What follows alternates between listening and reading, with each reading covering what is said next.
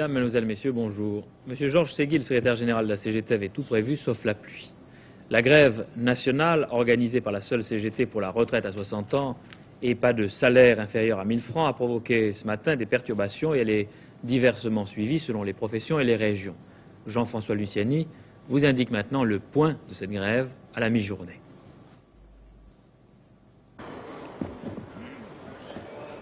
Une première constatation, la grève à Paris, si l'on s'en tient bien sûr aux chiffres, est ce matin inégalement suivie.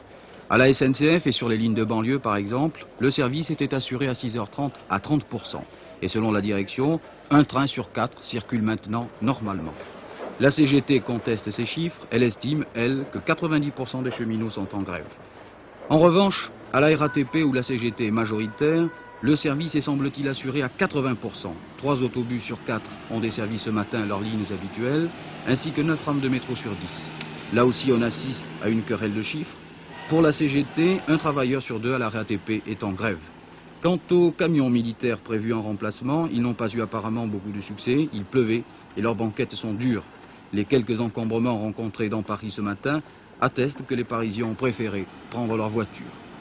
Dans les PTT, et selon la direction, 10 à 12% de grévistes. On ajoute même que le courrier pourrait être distribué aujourd'hui partiellement. Reste 2 secteurs où la grève est plus largement suivie. La voirie, aucune ordure ménagère n'a été enlevée ce matin. Les ouvriers du livre, aucun quotidien parisien ne paraîtra aujourd'hui. À ce mouvement syndical aujourd'hui, une première réaction, celle de Matignon. Dans l'entourage du Premier ministre, on estime que, compte tenu des moyens mis en œuvre et des thèmes retenus, la grève est un échec.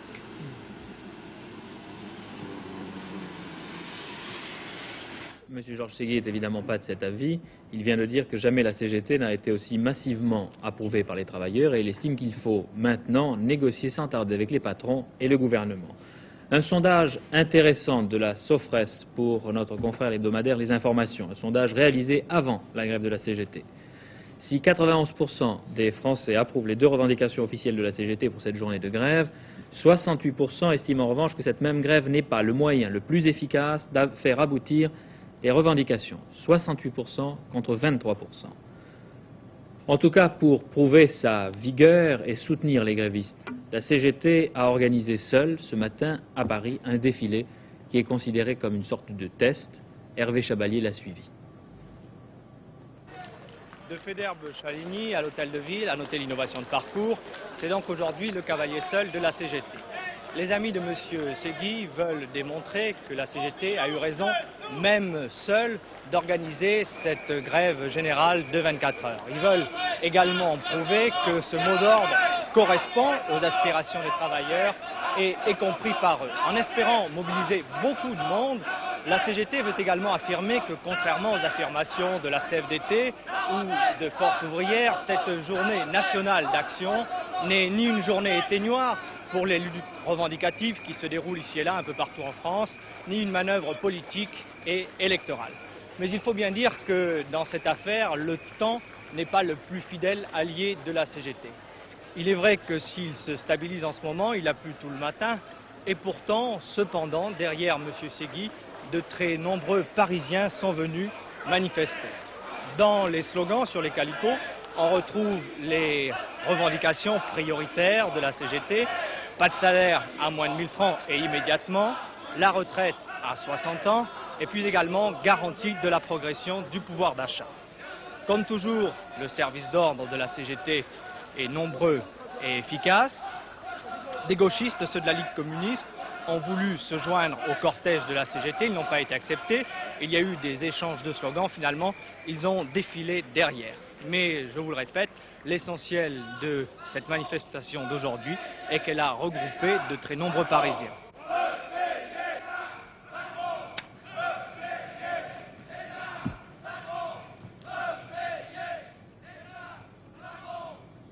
Monsieur Georges Ségui sera demain l'invité de l'émission L'actualité en question face à 4 journalistes. Au cours de cette émission d'Étienne Moujotte, vous entendrez également les responsables des 3 autres confédérations syndicales importantes qui n'ont pas participé, comme vous le savez, à la grève décidée aujourd'hui par la CGT. Scission au Parti radical. Elle menaçait d'ailleurs depuis le congrès de Suresnes de l'an dernier, un congrès assez passionné. Messieurs Maurice Faure, René Billère, Monerville, Fabre ont décidé de rompre avec la tendance majoritaire de Jean-Jacques Servan-Schreiber. Ils n'iront pas au congrès extraordinaire du Parti radical les 24 et 27 juin à Lille. Partisans de l'union de la gauche, ils reprochent au président actuel de leur parti d'avoir choisi le mouvement réformateur aux côtés des centristes d'opposition. M. Jean-Jacques Servan-Schreiber leur répondra demain. L'Iran achète des Concorde, 3 Concorde qu'elle veut mettre en service dans 3 ans. Dimanche, vous vous en souvenez peut-être, le Shah d'Iran avait apprécié son vol à bord du Concorde, il avait même piloté l'avion. Son pays souhaite développer ses liaisons aériennes intercontinentales. Il est donc le premier, en dehors des pays constructeurs comme la France et la Grande-Bretagne, à prendre des options fermes sur le supersonique Concorde. À la conférence de Stockholm, aujourd'hui, la conférence de Stockholm sur l'environnement, qui réunit des pays et des Nations Unies, on a entendu aujourd'hui, François de Closet, l'intervention du Français, du ministre, M. Robert Poujade. Oui, et M. Poujade a insisté sur la qualité de la vie et surtout la qualité de la vie dans le milieu urbain. Il ne faut pas oublier que dans quelques années, près de 80% de la population vivra effectivement dans des villes. C'est donc là que se pose, surtout pour nos pays, le problème de la qualité de la vie. Notons encore une réflexion de M. Poujade. Le développement économique et social et la protection de l'environnement ne sont pas antinomiques, l'un est la condition de l'autre. Et cette autre phrase, l'importance que nous attachons depuis quelques années à la protection de la nature, traduit peut-être les insuffisances de la théorie économique qui ignorait les coûts et la prise en compte des valeurs de notre environnement. Qu'est-ce que ça veut dire concrètement ? Voyons concrètement ce que ça veut dire avec quelques images. Voilà une nature vierge. C'est une source de beauté, de santé, d'agrément, mais elle n'a pratiquement pas de valeur économique.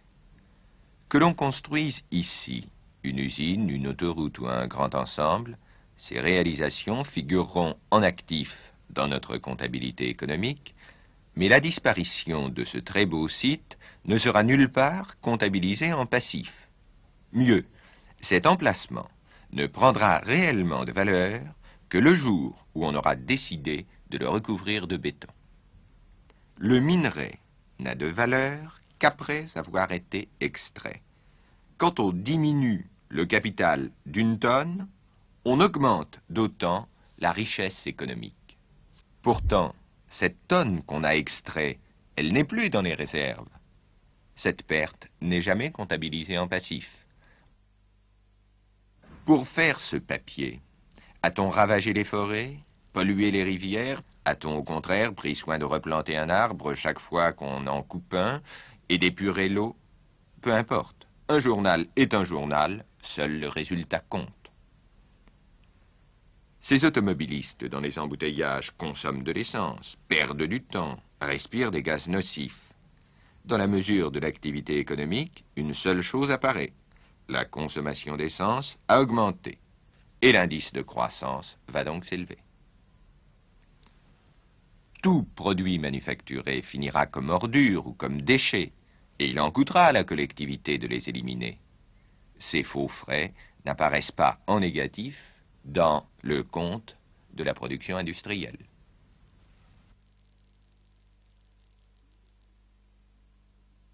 Si une épidémie oblige une population à acheter plus de médicaments, à dépenser pour se soigner, ce secteur de l'économie sera en expansion. Mais la mauvaise santé ne se comptabilise pas non plus en négatif. À l'inverse, les loisirs ne se comptabilisent pas en actif. La croissance est la même qu'elle ait été obtenue en augmentant ou en diminuant les heures de travail, en améliorant ou en détériorant les conditions de travail. Que conclure de tout cela? Que nos statistiques économiques nous donnent une image incomplète et partielle de la réalité. Les économistes cherchent donc aujourd'hui à placer d'autres cadrans, d'autres compteurs sur le tableau de bord de l'économie. En particulier, il faut comptabiliser tout ce que l'on demande à la nature et tous les avantages non monétaires que l'on peut obtenir de la croissance. C'est pourquoi, François de Closet, on entend attaquer de plus en plus souvent les notions de croissance et de développement économique. Oui, mais alors là, il faut faire attention, comme on dit, de ne pas jeter l'enfant avec l'eau du bain. Et M. Poujade a bien insisté sur le fait qu'il faut bien sûr continuer la croissance. Si on prend une comparaison, jusqu'à présent, on était dans une automobile, on souciait surtout du compteur de vitesse. Eh bien, ce qu'il faut, c'est maintenant garnir le tableau de bord pour regarder la consommation d'essence, regarder le confort des passagers, mais bien sûr qu'il faut continuer, et c'est la condition même de cette amélioration de la qualité de la vie, il faut continuer l'effort scientifique, technique et économique. En tout cas, ce qui est remarquable, c'est que c'est devenu une des grandes préoccupations des pays industrialisés, peut-être des autres aussi. Oui, parce que dans les premiers temps, ce qu'il fallait, c'était produire pour sortir de la pénurie, et maintenant, ce qu'il faut, c'est avoir une vision plus large pour s'installer, disons, dans une civilisation du mieux vivre. Merci François. L'étranger, le sénateur McGovern a des raisons de sourire. Depuis ce matin, il est grand-père, sa fille a eu un fils, et il est bien placé pour devenir l'adversaire démocrate du président Nixon le 7 novembre dans la course à la Maison-Blanche. Il vient de remporter l'élection primaire de Californie, qui est un test politique important qui le rend favori pour l'investiture démocrate. Georges Pitoef. La percée du sénateur McGovern est une sorte de retour aux sources de l'idéalisme américain. Celui d'une Amérique de la liberté, de l'équité, de l'égalité, d'une Amérique bienfaisante pour tous. En faisant campagne dans toute la Californie, dans toutes les communautés, y compris celle du quartier noir de Watts à Los Angeles, McGovern montre en outre que son idéalisme est informé par l'histoire et qu'il s'exprime en projet précis d'égalité sociale et raciale. Ici, il annonce à ses auditeurs l'acquittement d'Angela Davis. McGovern, candidat à l'investiture du Parti démocrate pour l'élection présidentielle, est partisan de la sécurité sociale, de la réduction des dépenses militaires et surtout d'un désengagement immédiat en Indochine où il estime que son pays s'est fourvoyé et qu'il risque d'y perdre son âme. McGovern, vainqueur probable en Californie, est cependant encore loin du but. Les Nord-Vietnamiens veulent renouer les contacts secrets avec les Américains. Monsieur Le Ducteau, conseiller spécial de Hanoï à la conférence de Paris sur le Vietnam, l'a dit hier, il est prêt à rencontrer M. Kissinger, le conseiller personnel du président Nixon. Fidel Castro est épuisé par sa longue tournée dans 9 pays socialistes d'Afrique et d'Europe. À Varsovie, il paraît qu'une ambiance le suit dans tous ses déplacements. Les Polonais ont même un peu modifié le programme de Fidel Castro pour qu'il puisse se reposer avant d'aller à Moscou. Le numéro 1 cubain est, et c'est dit officiellement, au premier stade de l'infarctus. Au moment du 5e anniversaire de la guerre des 6 jours, le Proche-Orient vit dans un calme relatif et aussi dans la crainte des représailles israéliennes après la tuerie de Lod, dont vous vous souvenez. La nervosité est surtout sensible au Liban. Notre envoyé spécial Gérard Sebag l'a constaté. Pour le gouvernement de Beyrouth, dans cette affaire, sa responsabilité est uniquement engagée dans la mesure où le Front populaire de libération de la Palestine a publié un communiqué revendiquant cet attentat. Mesure prise immédiatement, le Front populaire de libération de la Palestine n'aura plus le droit de se servir de Beyrouth comme tremplin pour sa propagande internationale. Est-ce que cette décision suffira aux Israéliens pour les dissuader? Voici la position du gouvernement libanais exposée par M. Abou Hamad, le ministre des Affaires étrangères. Le gouvernement libanais a déjà pris des mesures efficaces, pratiques, dans la mesure des possibilités libanaises. Le gouvernement libanais a déjà réduit l'action pratique de cette organisation.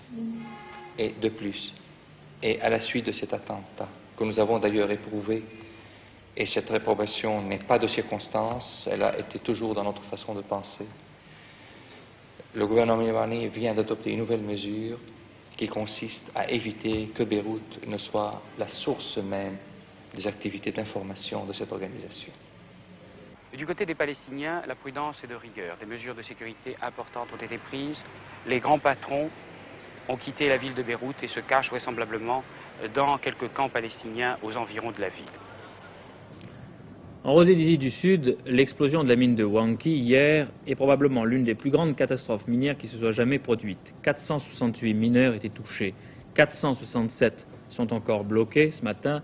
Les sauveteurs n'ont encore enregistré aucun signe de vie dans les galeries et leurs opérations de secours sont rendues très difficiles par la présence du méthane qui est probablement à l'origine de cette catastrophe. Les sports, ensemble. Les Clermontoises ont trouvé plus fortes qu'elles. Il est vrai qu'il a fallu une sélection de l'Europe pour venir à bout des joueuses, des basketteuses de Clermont, du CUC, qui ont été battues par 68 à 57. C'est sur l'hymne à la joie que s'est ouvert hier au soir à Clermont-Ferrand le premier festival européen de basket féminin. Un match de prestige organisé à l'occasion de son 40e anniversaire par la Fédération internationale de basket entre le Clermont Université Club et une sélection des meilleures joueuses d'Europe. D'entrée de jeu, le CUC prenait l'avantage. Joé Jaunet avait aligné son 5 majeur et les Européennes qui cherchaient leur cohésion avaient quelque mal à contenir les Clermontoises. Des Clermontoises adroites et rapides, les meilleures comme d'habitude, Irène Guidotti et Jackie Chazalon.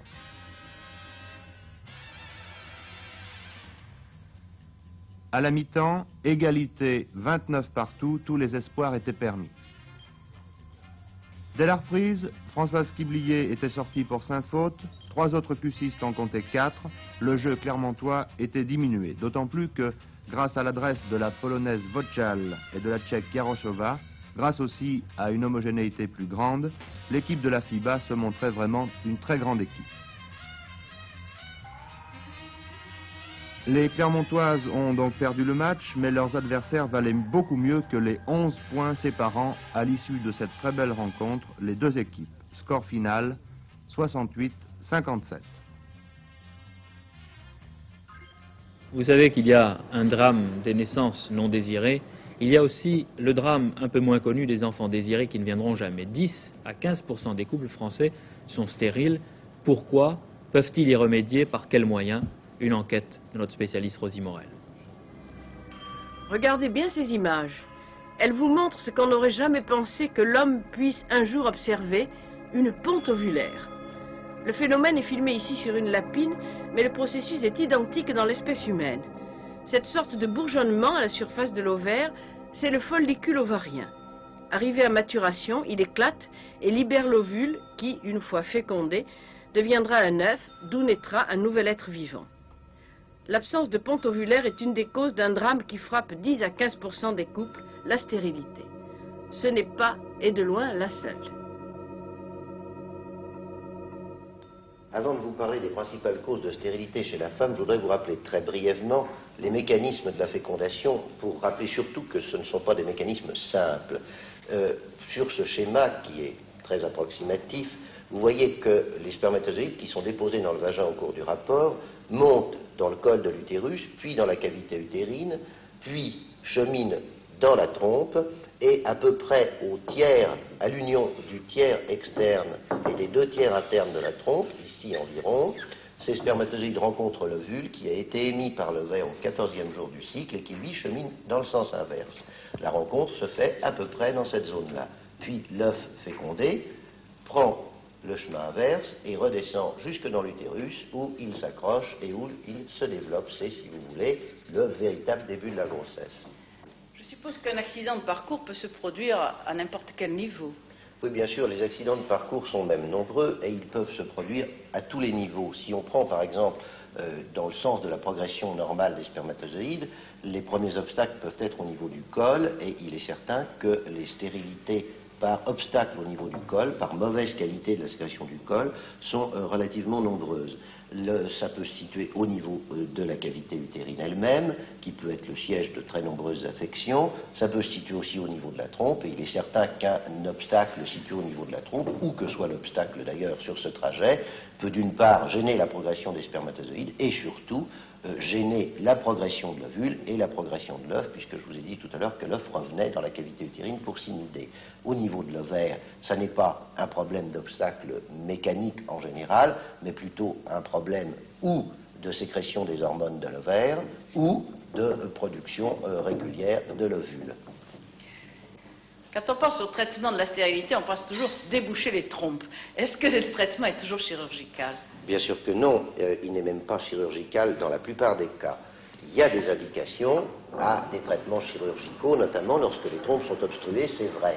Je vous ai dit là, on ne va pas entrer dans le détail, 3 types d'interventions qui sont assez couramment pratiquées, tantôt pour libérer des adhérences au niveau des trompes, tantôt pour enlever un fragment de trompe qui présente un obstacle et pour réimplanter la trompe dans l'utérus.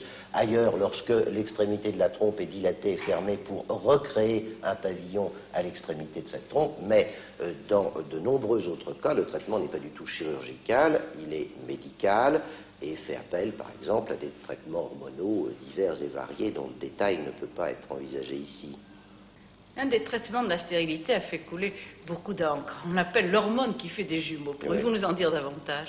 Alors, il s'agit d'une hormone qui est destinée à faire ovuler des femmes qui n'ovulent pas spontanément. Et malheureusement, nous ne savons pas encore toujours très bien la manipuler, et pour obtenir une grossesse, c'est-à-dire une ovulation, on est toujours dans des doses limites entre la dose qui n'agit pas et celle qui agit trop. Il est très difficile actuellement encore de trouver une dose avec laquelle nous soyons sûrs que la femme ovulera d'une part, mais qu'elle ne fera qu'un ovule et non pas 3 ou 4 ou 5 ou 6 comme ça a été vu dans certains cas. On parle aussi de certaines stérilités qui seraient d'origine immunologique, la femme en quelque sorte étant intolérante au sperme de son mari. Actuellement, c'est une voie dans laquelle, dans le monde entier et en France, on fait de nombreuses recherches. Il est possible que certaines femmes développent effectivement des anticorps contre le sperme de leur mari. C'est très possible, mais nous n'avons pas la preuve formelle. Et actuellement, nous n'avons pas de traitement. Est-ce que le mari est souvent responsable de la stérilité d'un couple? Approximativement, on estime que lorsqu'un couple est stérile, le mari a une participation dans 30% des cas des stérilités à peu près, et à peu près 70% pour la femme. Est-ce qu'on peut traiter le mari comme on traite éventuellement la femme? On peut traiter le mari, pas exactement comme on traite la femme, mais il y a des traitements de la stérilité masculine qui, comme les traitements de la stérilité féminine, malheureusement ne donnent pas encore tous les résultats que nous pouvons escompter. Est-ce que, quand ces traitements sont inefficaces, on peut songer à l'insémination artificielle? On peut songer à l'insémination artificielle, dont une des indications, je parle d'indication de l'insémination artificielle avec donneur. La grande indication, c'est évidemment la stérilité du mari. On peut y songer en se rendant compte, comme je l'ai écrit, que cette insémination artificielle n'est pas sans poser des problèmes dans le domaine moral, psychologique, etc. Il n'en demeure pas moins qu'on en fait, même exceptionnellement. On en fait, même exceptionnellement, et à l'étranger, on en fait même beaucoup plus qu'on en fait en France. Quel conseil pratique donneriez-vous à une jeune femme qui dit « Docteur, je voudrais avoir un enfant », vous avez écrit un livre sur ce sujet. Je crois que le premier des conseils qu'il faut lui donner, c'est d'avoir bien sûr des rapports à la période où elle est fécondable, c'est-à-dire approximativement entre le 8e et le 14e jour de son cycle, je veux dire le 8e et le 14e jour après le début de ses règles, puisque par définition le cycle commence avec le premier jour des règles. Quel est le meilleur âge pour avoir des enfants? Je crois que le meilleur âge pour avoir des enfants se situe entre 20 et quelques années et 36, 37 ans. Il y a des compléments ou des substituts d'amour, les chiens ou les chats par exemple. Les Français, le savez-vous, dépensent plus de 200 millions de francs par an pour les animaux de compagnie. Il est vrai que les Américains et les Anglais les battent dans ce domaine, peut-être parce que pour certains les contacts sont plus faciles avec les animaux qu'avec les humains. Cependant, il y a un drame qui est constaté généralement au moment des grandes vacances, qui est l'abandon de ses amis les bêtes, souvent dans des conditions, vous le savez aussi, regrettables. Annick Beauchamp a trouvé des gardes d'animaux qui savent parler le langage des animaux. Qu'allez-vous faire de lui pendant les vacances? L'emmener avec vous n'est pas toujours possible, le confier à un chenil est souvent onéreux. Une solution, l'envoyer, par l'intermédiaire d'un organisme spécialisé, au pair, chez un particulier. En échange, vous garderez l'animal de ce particulier quand vous le pourrez. Avantage de cette formule peu onéreuse, le séjour de votre compagnon est minutieusement préparé.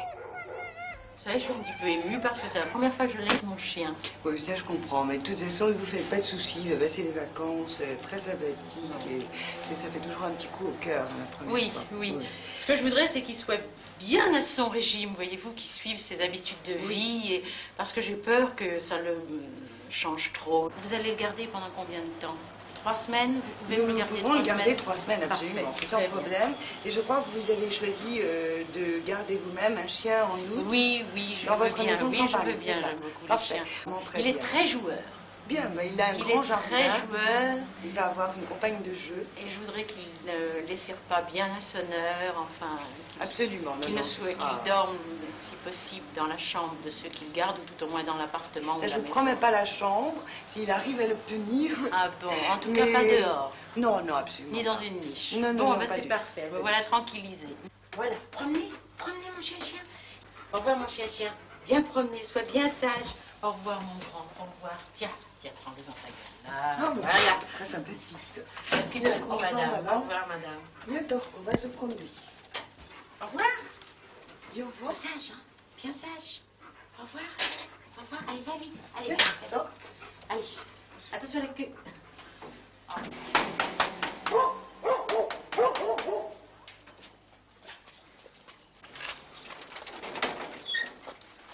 Madame. Vous m'avez pas attendu trop longtemps. Non, ça on a mis un petit moment en voiture. Voilà le fonctionnaire. Bonjour. Bonjour, il est magnifique. magnifique. Ils n'ont pas l'air de s'intéresser. Comment s'appelle-t-il? Torque.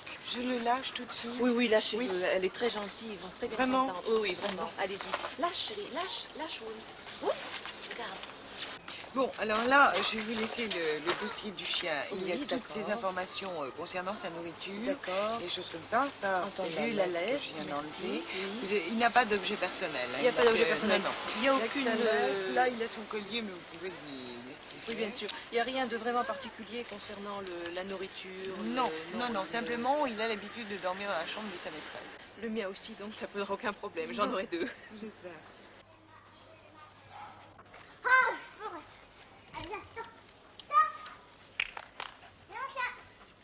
Faut que j'attrape les deux par le collier.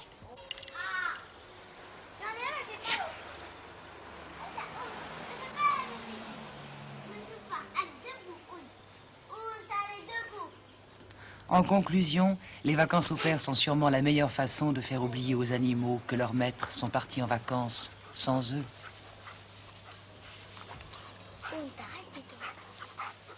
Oh, que voilà de bonnes conditions et de beaux parcs pour les vacances de votre chien ou de votre chat. Il ne manque plus que de gentils enfants pour leur tenir compagnie. L'or, ça continue. Le dollar baisse, l'or a encore une fois augmenté sur la plupart des marchés européens, mais pas à Paris. Gérard Vidalanche à la Bourse de Paris va nous le confirmer, j'espère. L'or n'a pas monté à Paris, ainsi parce qu'on a presque frôlé le cours de 10 000, 1 million d'anciens francs sur le lingot. À Londres, on a inscrit un cours de 64 $, soit 75, ce qui représente une hausse de 70% par rapport au prix officiel de 38 $. Le marché, voici les cours des principales pièces. Et le Napoléon est à 70 francs contre 67. Marché toujours entre professionnels, le public n'intervient que très peu, 700 lingots échangés aujourd'hui, 10 000 Napoléons, c'est peu de choses, mais ce sont les financiers anglais, en quelque sorte, qui mènent la danse. C'est le dollar qui est visé. Vous savez que les Américains ont toujours soutenu que l'on ne devait pas retenir comme étalon précisément l'or, comme étalon monétaire. Eh bien, cet étalon galope. Les mines d'or n'ont pas du tout suivi le mouvement non plus, et c'est tout de même assez paradoxal, car cette hausse, bien entendu, favorise les mines exploitantes en Afrique du Sud, et l'Afrique du Sud a tout fait précisément pour ne pas intervenir, pour laisser monter le prix de l'or, pour ainsi démontrer que ce prix n'était absolument pas réaliste, puisqu'aussi bien c'est une matière première, il faut mettre en exploitation ces mines dans certaines conditions, et le prix de revient des mines en Afrique du Sud, évidemment, a monté, notamment en raison des charges de main-d'œuvre et des charges d'investissement. Il y a une limite, bien sûr, à la hausse, car il ne faut pas oublier que l'or a de nombreux usages industriels, de la bijouterie aux industries spatiales. Il arrivera bien un moment où, bien entendu, cette hausse apparaîtra excessive. Les valeurs françaises sont très fermes aujourd'hui. On peut dire que la grève a eu peu d'influence sur le marché. En effet, les ordres ont été transmis normalement par téléphone et les commis et les coteurs étaient très nombreux à leur poste. Hausse des valeurs françaises, notamment la radiotechnique qui n'est pas encore cotée. Ce titre est réservé à la hausse. On a inscrit un cours de 385, mais il n'a pas été confirmé. Saint-Gobain-Pont-à-Mousson est également en progrès, 191, 5 francs de mieux aujourd'hui. C'est une forte hausse pour un titre qui alors est très largement diffusé dans le public, puisqu'on estime qu'il y a 150 à 160 000 actionnaires de Saint-Gobain. Je vous parlais hier du redressement des carnets de commandes dans la métallurgie, dans la sidérurgie. Eh bien, dans l'aluminium, il semble bien qu'il y ait également une augmentation de la demande. Ça ne se traduit pas encore dans les prix, car la plupart des producteurs vendaient avec des rabais assez importants par rapport aux prix officiels. Eh bien, ces rabais s'atténuent. Voici des hausses dans la plupart des secteurs. La Cherse, par exemple, hier je vous en parlais, qui était en hausse, eh bien ça continue, 6,70 francs demi aujourd'hui. Saint-Gobain, on a fait 191 contre 187. Et dans la métallurgie, Denain, 4,10 francs de mieux aujourd'hui. À la corbeille des agents de change, le crédit foncier est en évidence aujourd'hui. La France va battre cette année son record de mise en chantier de logements. Et bien entendu, un établissement comme le Crédit Foncier est le premier intéressé à ce développement du logement en France. Michelin, 1565, et même la Française des Pétroles, qui avait été secouée après la nationalisation de l'Irak Petroleum Company, eh bien rattrapé au fond les 2/3 de sa baisse initiale. Le Citroën est très surveillé. Le mémoire du préfet de Paris a été déposé. Il doit être approuvé par l'Assemblée du district parisien. Vous savez que ce mémoire concerne l'aménagement des terrains de Citroën au bord de la Seine, au quai de Javel, à Paris. C'est une zone de 47 hectares dans laquelle Citroën possède environ 21 hectares et les estimations ont été faites. Maintenant, on estime que ces terrains vont faire l'objet d'une indemnisation de 375 millions, soit une valeur du mètre carré de 1775. Une polémique s'était installée sur la valeur de cession de ces actifs. Eh bien, il faut remarquer que beaucoup de ces terrains valent plus de 3 000 francs dans cette partie de Paris. Bien entendu, Citroën sera obligé de transférer ses installations à la périphérie de Paris, et notamment à Aulnay-sous-Bois pour les ateliers pour les chaînes de montage, à Croissy-Beaubourg pour les ateliers de moteurs et à Vélizy pour les laboratoires et les ateliers d'outillage, si bien que cette opération de transfert demandera évidemment plusieurs années. Galerie Lafayette en baisse aujourd'hui alors que l'Aquitaine progresse encore à 612 contre 609. Alors c'est surtout Moulinex pardon, qui est la vedette du jour à 2795. Là ce sont vraiment des cimes qui sont atteintes contre 2670. Une bourse de Paris donc très ferme avec la hausse de l'or, le lingot à près de 10 000 francs, 1 million d'anciens francs. À vous Jean-Pierre Elkabbach. Merci Gérard Vidalanche. De vrais requins beaucoup plus dangereux que celui-ci, ils en ont vu et ils s'en seraient passés. 18 Allemands dont une femme faisaient du tourisme nautique au large du Kenya. Une vague trop forte a fait chavirer leur embarcation. Ils se sont retrouvés dans une eau infestée de requins. Ils ont tout de même nagé 18 km. Ils sont sains et saufs avec beaucoup de chance, mais ils sont durement éprouvés comme vous pouvez le comprendre. Saint-Gilbert aujourd'hui. Né en Angleterre, étudié en France, rencontre Saint-Bernard, fonde un ordre religieux, les Gilbertins, supprimé beaucoup plus tard en 1538 par Henri VIII, mort en 1189. Saint-Gilbert, Sainte Marie-Thérèse, Maïté et Saint-Mériadec. Le Conseil des ministres, réuni comme chaque mercredi à l'Élysée, vient de se terminer, mais cette fois, il a été exceptionnellement long. Il a duré quelque chose comme 3h30. Guy Claes vient de nous téléphoner, il était à l'Élysée. Entre autres questions, les ministres devaient examiner le futur statut de l'ORTF. Vous aurez donc sans doute l'occasion d'entendre M. Jean-Philippe Leca, le porte-parole du gouvernement, dans le journal de 19h45 avec Joseph Pasteur. Pour ma part, je vous remercie de votre attention. Nous nous reverrons demain. Bon après-midi.